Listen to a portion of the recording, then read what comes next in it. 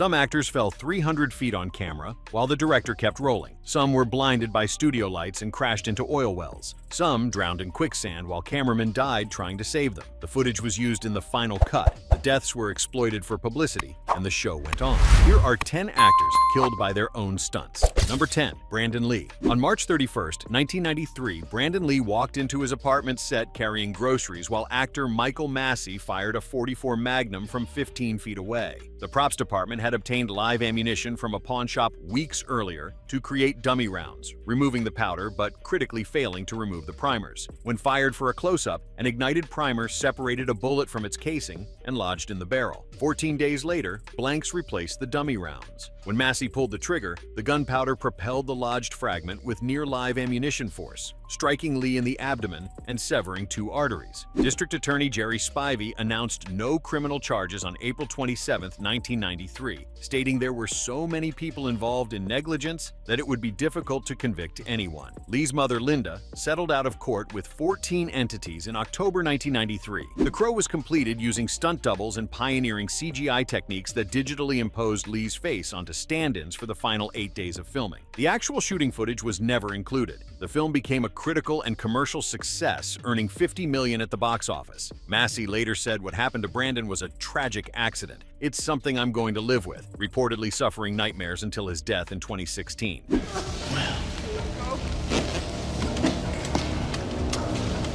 I see you have made your decision.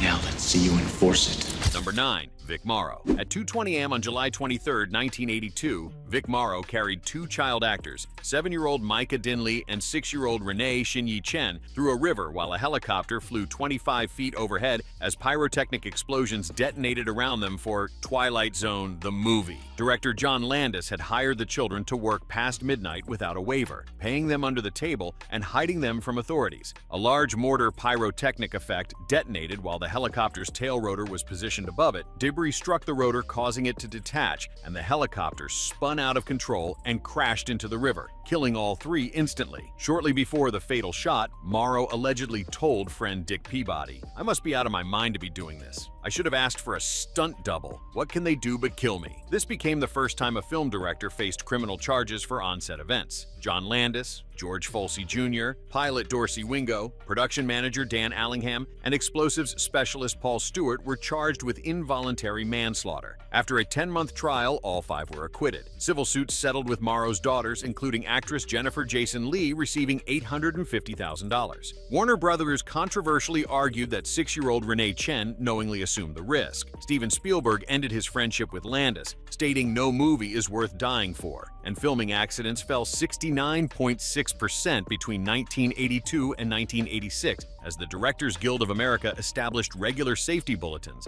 and the Screen Actors Guild introduced safety teams and right of refusal for unsafe scenes. Scene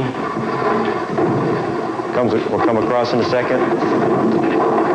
It caught the people with the main rotor blade. Number 8. Jayan. Malayalam action hero Jayan insisted on a 5th take for the climax of Kolalakam on November 16, 1980. The scene required him to stand on a moving motorbike driven by co-star Sukumaran, leap to grab the landing skids of an airborne Bell 47 helicopter, and fight villain Balan K. Nair, who was escaping in the aircraft. During the final take at Sholavaram airstrip, Jayan attempted to entwine his leg around the helicopter skid, a variation from previous takes that dramatically shifted the weight balance. The pilot lost control and the helicopter crashed. Jayan was crushed beneath the aircraft and died from severe head trauma after emergency surgery. The pilot and Balan K. Nair survived with minor injuries. Jayan was legendary for always performing his own stunts without doubles, famously saying he would not put others' lives at risk. He had previously jumped onto fast-moving trains and swam through dangerous Hoganakal falls without safety gear. Producer Kalior Shashi recalled the helicopter lost control and crashed. Jayan fell down, hitting the ground hard. The pilot jumped out while Balan Kanair was thrown off. Both escaped with minor injuries while a heavily bleeding Jayan was rushed to hospital. Kolalakam was finished using doubles with Jayan's voice dubbed by impressionist Alepi Ashraf, becoming the highest-grossing Malayalam film of 1981. Death ruled accidental with no criminal charges despite conspiracy theories emerging because Jayan alone died.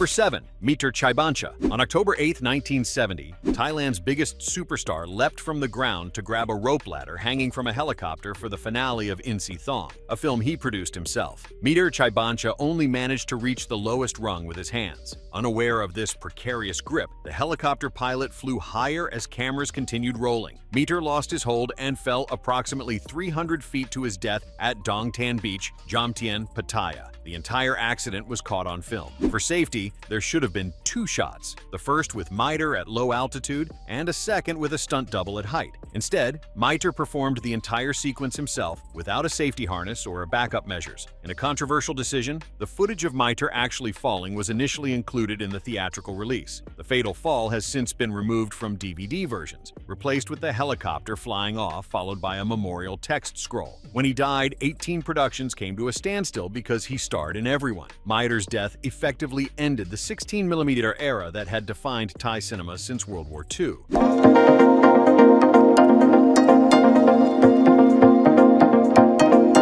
Number 6. Eric Fleming. 6 weeks into filming High Jungle in Peru, an approaching storm darkened the sky on September 28, 1966. Rather than wait, the crew decided to complete the canoe scene. Rawhide star Eric Fleming and co-star Nico Minardos were paddling a dugout through the Hualaga River, 220 miles northeast of Lima, where rapids broke over house-sized boulders. Fleming's last recorded words were, "Nico, now or never." The dugout struck rocks and capsized. Fleming was not wearing a life jacket, and despite being an excellent swimmer and scuba diver, he was overwhelmed by the current. A local native jumped in and grabbed him by the hair but had to let go as rapids pulled Fleming under. Co-star Minardos survived. The remote location was 4 hours from civilization, making rescue impossible. Death was ruled accidental with no charges filed. Per his will, Fleming's body was donated to San Fernando Medical School for scientific study. The New York Times reported Eric Fleming drowned Wednesday during the filming of a motion picture scene 220 miles northeast of Lima. The film was abandoned in October 1966, making it one of the few productions scrapped after an actor's death. Fleming was just days away from marrying his longtime fiancée, Lynn Garber. Before we continue with number 5, I want to hear from you. How many of these tragic stunt deaths did you know about, and which one shocked you the most? Drop a comment below and tell me where you're watching from. We have people tuning in from all over the world.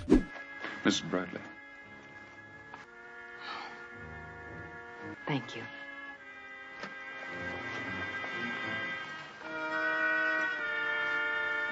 Number 5. Ormer Locklear. At DeMille Field 2 in Los Angeles on August 2, 1920, World War I veteran Ormer Locklear was performing a nighttime death-defying dive that would appear to crash his plane near oil derricks for the climax of The Skyway Man. Locklear had originally requested the stunt be filmed in daylight with red filters to simulate darkness, but under personal stress from marriage troubles and learning, Fox wouldn't extend his contract. He demanded to fly at night. Large studio arc lights illuminated his Curtiss Jenny biplane equipped with wing flares to simulate fire, and the critical arrangement required lights to be doused when Locklear descended to a certain altitude so he could see to pull out of the dive. The lighting crew failed to turn off the arc lights on cue. Blinded by the intense lights, Locklear and co-pilot Milton Skeets Elliott lost their bearings and crashed into an oil well sludge pool, both dying instantly. Locklear was the stunt, a WWI veteran who invented wing walking after first leaving his cockpit mid-flight to reattach a loose radiator cap. Fox rushed the film into release, exploiting the deaths for publicity with advertisements proclaiming every inch of film showing Locklear's spectacular and fatal last flight, his death-defying feats, and a close-up of his spectacular crash to Earth. Fox announced 10% of profits would go to families. Locklear's girlfriend, silent film actress Viola Dana, was on set and watched him die. The film is now considered lost, with no footage surviving. In 1919, for the newsreel cameras, he performed a plane-to-plane transfer without a parachute.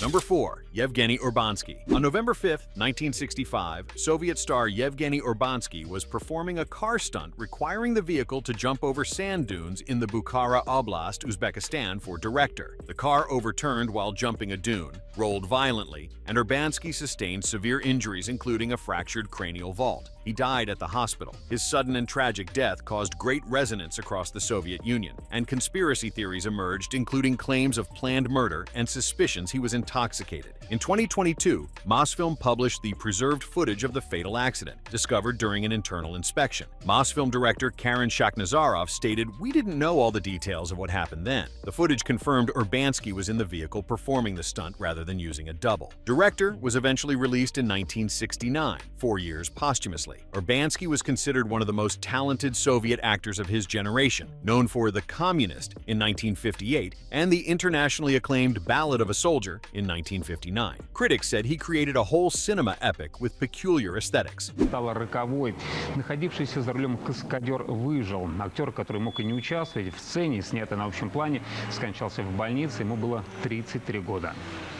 Number 3. Inna Burdichenko. Director Anatoly Slesarenko filmed 2 takes of a burning barracks scene for tvcontroversy, but demanded more on July 30, 1960. 21-year-old Inna Burdichenko, 3 months pregnant, played a Komsomol member who had to run into the burning wooden structure to save a red flag. During the 3rd take, the burning barracks collapsed on the actress. Her heel caught in a floor slot, preventing escape. Co-star Sergei Ivanov carried her out, receiving severe burns himself. Burdichenko suffered burns to 78% of her body. Only her face was spared because she instinctively covered it with her hands. She was transported to the burn department in Stalino, now Donetsk. People donated blood and skin attempting to save her, but she died 2 weeks later on August 15, 1960. Director Anatoly Slesarenko reportedly went to prison for her death, a rare instance of criminal accountability. The project was shelved after the accident, then completed by director Sergei Parajanov and released in 1962 to 5.2 million viewers. Burdichenko had just achieved fame with her debut film Ivana in 1959, the year before. The actress performed without a stunt double, as was common in Soviet cinema, and the director's insistence on multiple takes through live fire proved fatal. В университет меня приняли. В университет! Как я мечтала, как молилась долгими ночами. И Бог услышал мои молитвы. Number 2. Jack Budlong. During the cavalry charge sequence for They Died with Their Boots On in 1941, Jack Budlong insisted on using a real saber rather than a safer prop weapon for authenticity. The Warner Brothers epic about General Custer starred Errol Flynn and featured 200 horsemen charging under simulated artillery fire depicting Custer's last stand. When an explosive charge detonated nearby, Budlong was thrown from his horse. In a cruel twist of fate, the sword's hilt got stuck in the ground with the blade pointing upward. Budlong fell directly onto it, impaling himself, and died from his injuries. Due to new union laws, producers were forced to use regular screen extras without stunt experience. During the first days of shooting, 80 people were injured and 3 were killed, including Budlong. The filming was so dangerous that Anthony Quinn, playing Crazy Horse, arranged as a gag for a hearse to show up at the filming location. The film was released November 21, 1941, becoming one of the top 20 highest-grossing films of the year, despite the on-set fatalities. Between 1925 and 1930 alone, there were 10,794 stunt accidents in Hollywood, resulting in 50 fatalities, according to film historian John Baxter.